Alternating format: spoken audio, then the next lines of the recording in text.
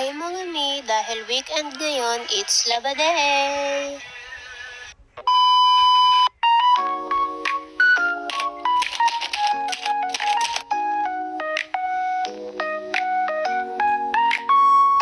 Hi mga mi, hindi ko na nga pala nang ipakita sa inyo yung paglalaba ko kanina. Nagsasampay na lang ako ngayon. Kasi sobrang gahol na gahol talaga ako. Ang dami kong nilaban. Nagising na nga pala dito yung bunso ko. Kaya nag-good morning siya sa akin. At eto na nga, last batch na to. Para makapaglinis na ako mga mi. Magliligpit na nga pala ako dyan mga mi. Para makapaglinis at makapagpahinga na ang inday nyo.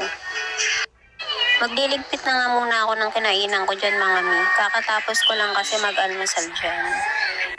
Ilalagay ko muna sa lababo yung mga kinainan ko mi at maghuhugas na nga pala ako dyan. Pasensya na kayo mi kung napaka-sexy nung person na yan. Wala tayong magagawa dyan. Ito na nga mga mi, maglilinis na ako.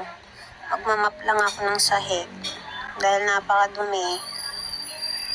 Tsaka pag naglalaba kasi ako, nababasa din yung tiles. Kaya kailangan nating mapin para matuyo.